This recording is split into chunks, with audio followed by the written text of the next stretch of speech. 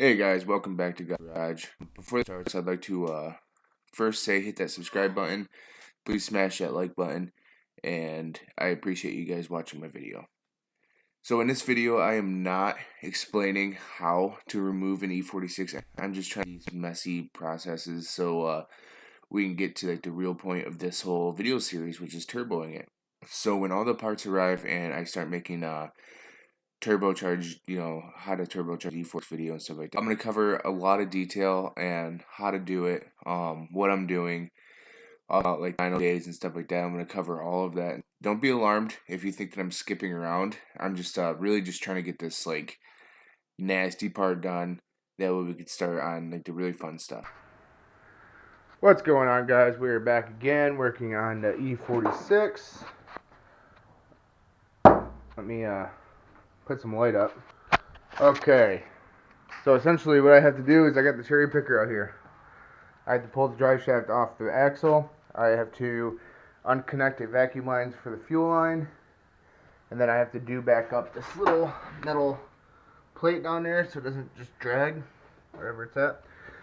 And then I can lower the car, back the car out of the shop. That way I can bring the cherry picker in here because there's not enough room to get it by. Might be, but I don't really want to scratch the car. So we are going to do that. That way we can get the cherry picker in. We're going to hook the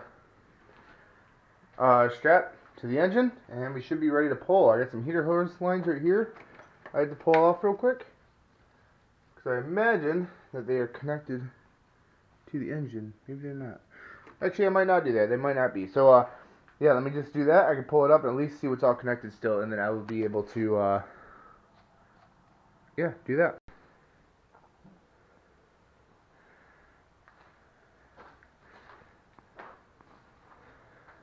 As you can see, the engine is out.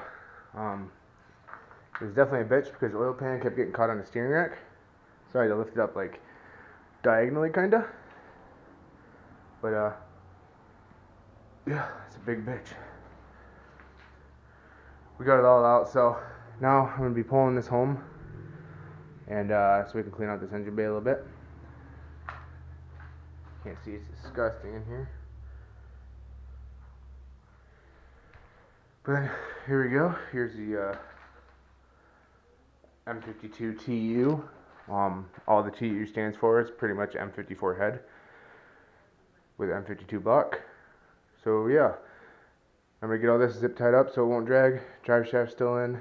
I have to take the drive shaft off, and then we're gonna pull this home so we can start cleaning it. Alright guys, we got the car back home. It was pretty basic. I did break a motor mount. The oil pan did catch, like I said, on the steering rack, but I ended up figuring that out. We're completely deleting this AC.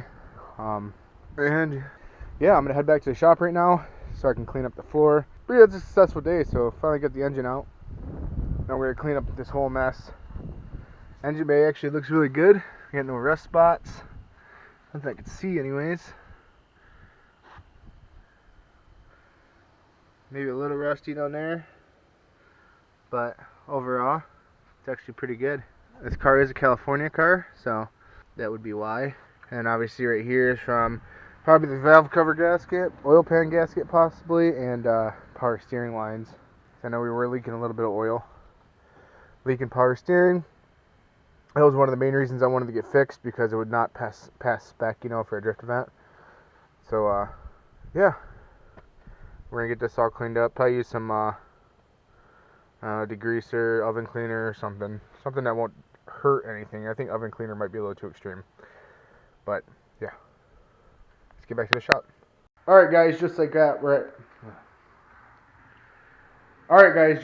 back at the shop. I'm just here cleaning some stuff up. So what I did already was I took the trans off the engine. I took the exhaust manifold, or headers, whatever you want to call them. They're sitting right over there. I took them off. There's not much I can do right now because I don't have any of the gaskets.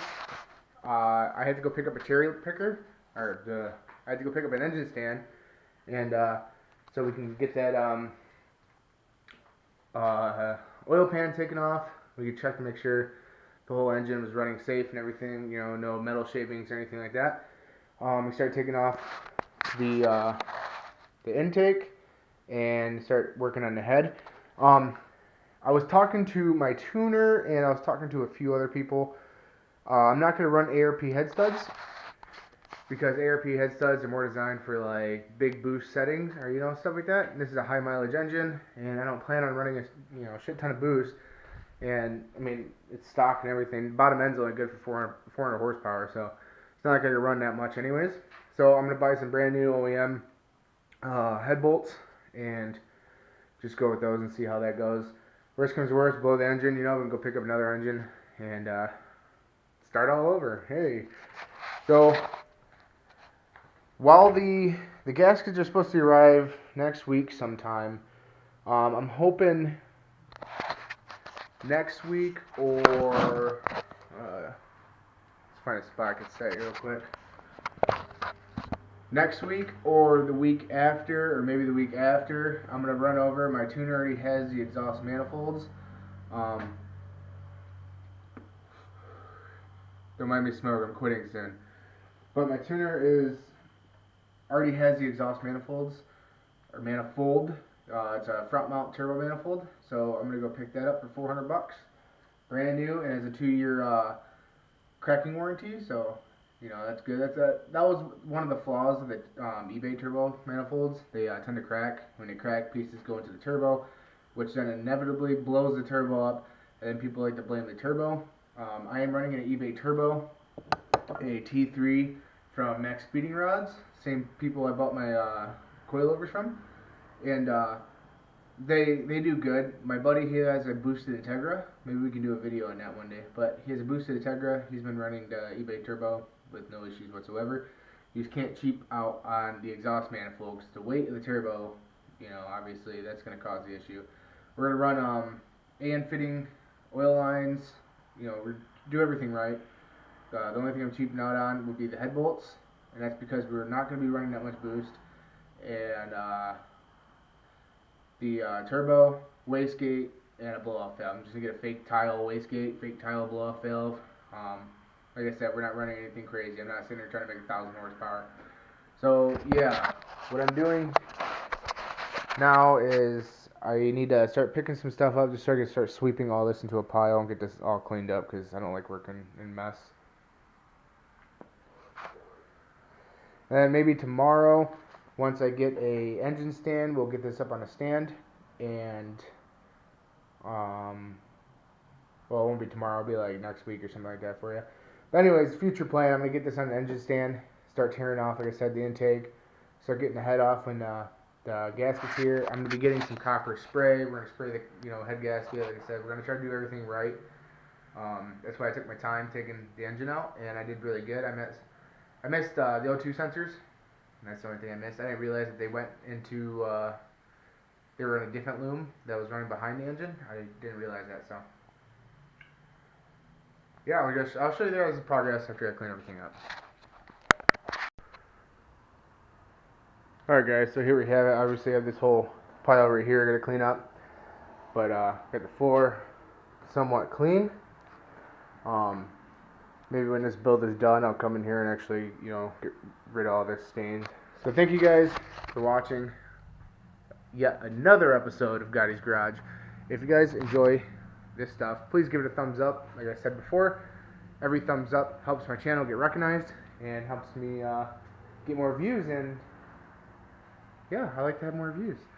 But yeah, and then hit that subscribe button if you haven't subscribed already. And you guys have a great